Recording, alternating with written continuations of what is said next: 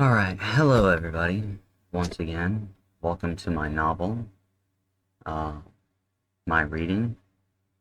Um, this is chapter 8 reading, and I normally do a video every other day, but these next 2 days, Wednesday and Thursday, I'm going to be busy. So the next reading won't be until Friday. Um, So, anyway, let's get to it, shall we? Chapter 8. Anu arrives back in Abiru. He lands his ship and walks down the ramp not too far from the first steps to his palace. I feel excited to be back home. Being on such a journey in space and Tiamat has worn me out. I do not even want to think about what the journey will be like to meet the Galactic Circle. Once I have caused the AI robots to evacuate Nibiru, Anu begins to walk and heads straight to his palace. He knows that he needs to enter the secret chamber. He opens the palace doors and is immediately greeted by 4 of his 20 AI robot generals. Hello, generals. I have been away for quite some time. Please report, General Number 1. General Number 1 looks at Anu. Our intelligence has gathered information that the AI robots are preparing for one last stand. From the information our intelligence has gathered, their tactic is to meet at the center point of Nibiru's energy, what they call Point Zero. Once the enemy meets there, they aim to destroy our atmosphere with some of their machines. The rest of the robots will guard and keep us out. Then the atmosphere will fade and the planet will become a frozen desert rock. And annoyed, Anu looks at all 4 of his generals. General 3 and 4 guard the door. Generals 1 and 2 follow me. Generals 3 and 4 reply, "Yes, Lord Anu." Then the generals turn around and face the door. Anu begins to walk. Generals 1 and 2 begin to follow him. Anu starts to make a right down a hallway that has a locked door. General 2, stand guard at this door. General 2 promptly replies, "Yes, Lord Anu." Anu opens the locked door. Anu and General 1 begin to walk through it. As the 2 begin to walk, the door immediately closes. The locked door immediately closes. General 1 and Anu start walking down the hallway. General 1 says, "What are you doing, Anu?" As Anu is walking, "We obviously need help. I'm going to retrieve some assistance. Someone warned me about this time. I will bring him into the equation because he knows more about what is happening than I do." Anu arrives at the other locked door. A mechanical eye pops out of the door. It starts to edge its way out and looks and scans Anu's body and soul to ensure that the right being enters the chambers. The door opens. General 1, stay right here and guard this door. When he opens the chamber doors, a light emerges in the darkness. Anu walks past the door into the room and glances at his father's perfect architectural design, safe design. The stones connect so perfectly. The only good thing that my father did was provide us with technology.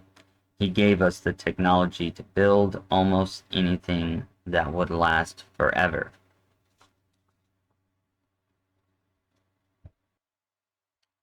A black box is on a circular stand in the center of the room. Anu falls to his knees and takes a deep breath and begins to pray to the black box. You have provided me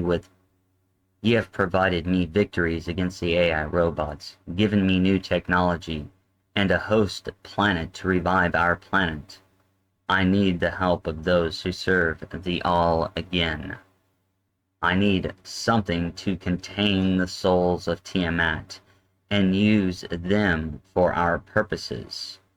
I also need help to finally defeat and rid Nibiru of the AI robots. Once again, Black Box, help me create this realm. Show me a vision as you have before when I asked and served you. Anu stands up. The black box does something that Anu has not seen it do. Sparks of energy start coming out of the box and wrapping around it. In a deep voice, the black box, the box speaks to Anu. Cut your fingers and place your blood on top of the box. Anu replies, "What?"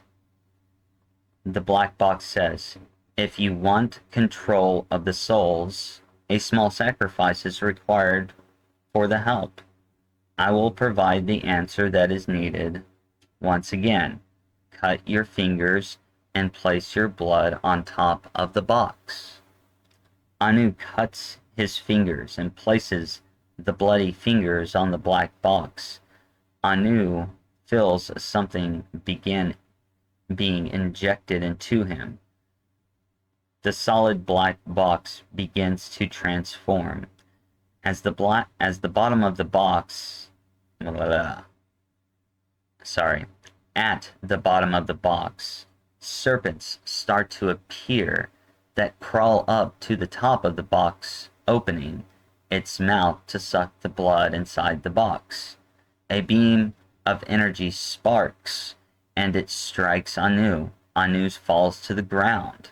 Then, the electric power creates a circle, and a dark hole appears. The dark hole expands until it is 10 feet tall and wide. An energy being stepped through the dark hole, like it was a hidden door.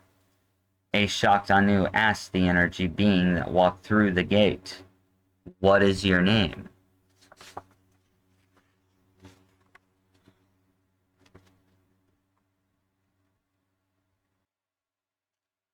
"Anu, it is me, Gadreel." Gadreel announces in a slow, deep voice. He walks around the secret chambers. Then he turns to Anu. "I am here to help contain the souls of the planet Tiamat. I have been helping you conquer Tiamat quite secretively, and it is finally great to step out of my dimension again after the angelic beings imprison me in another dimension." Anu gives a confused look on his face. "Why do you look different?" Gadreel replies, "Well, when I last appeared, I chose to look like someone else, and this is my physical form. I am kind of human-like, and human beings were the first beings our dimension created to look like us. But I am not them. I am an energy being that hides behind the veil." Gadreel pauses momentarily.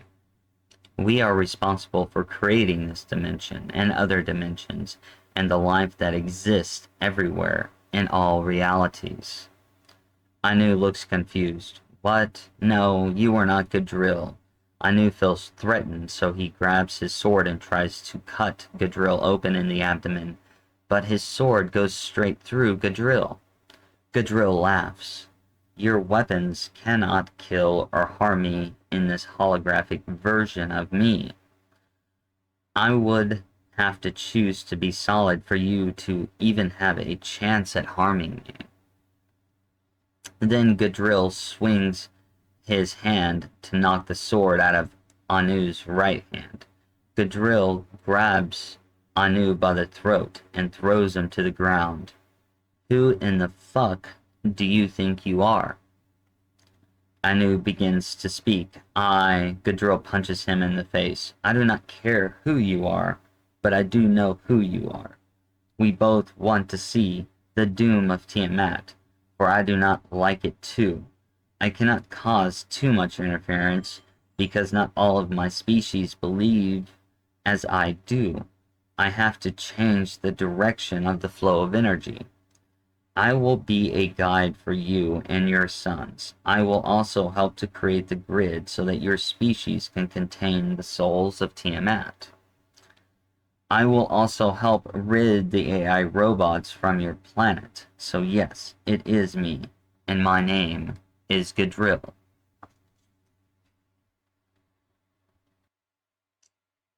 Gadril reaches out and touches Anu's head, taking a small sample of his soul's energy and transferring a portion of energy to his soul. Now you are much stronger than you were before this moment. Gadril turns his hand into a knife and slices the air. The slice creates a tear that Gadril expands so that he can walk through it. He turns to Anu and says, I'll be back, so please, wait a moment. He steps through the hole, and he sees Enlil. Gadril sneaks up on him, and he charges his hand. Enlil turns around, and Gadril smacks him in the face. Gadril then places his hand on Enlil's head and transfers a portion of his soul's energy to Enlil. Gadril combines a crystal with Anu's blood and a sample of his soul energy. Gadril becomes a holograph again and places the combined energies of Enlil and Anu inside Enlil's head. Now you are stronger than ever and can read people's minds. Enlil replies, Who in the hell do you think you are?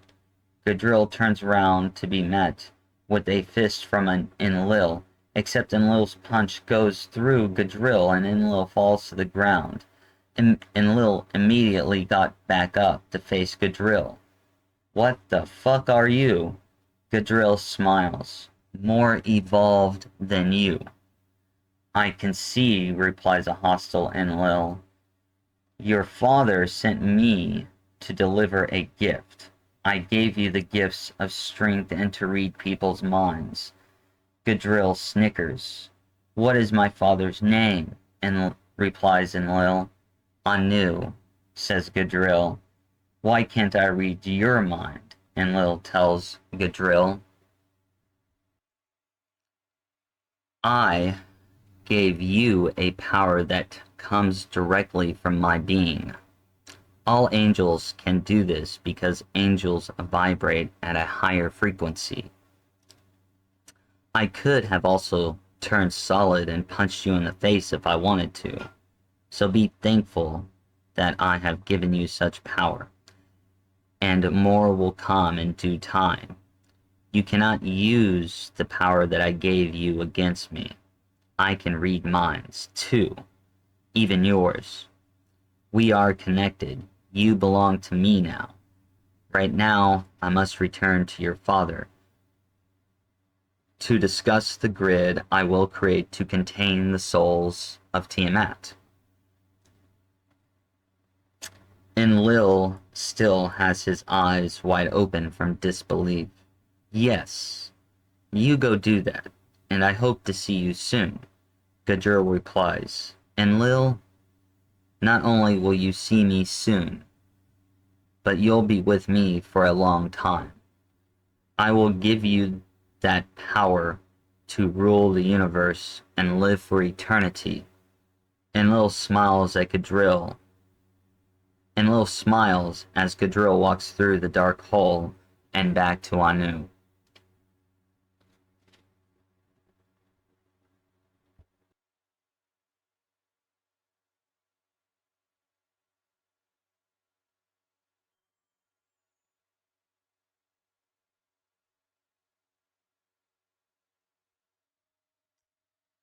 And this has been a Chapter 8 reading. Like I said, Friday, I will be back to read Chapter 9, and then there's one more chapter after that, and then after that, I'll do a video about my upcoming novels coming out, that I will begin writing at the beginning of February. But other than that, I hope all the ladies and gentlemen, aliens, and extra-dimensional beings enjoyed this reading. And say hello to Amber. Good girl. And other than that, this has been a Reborn the Last Days of Earth reading, Chapter 8, a Jester production. And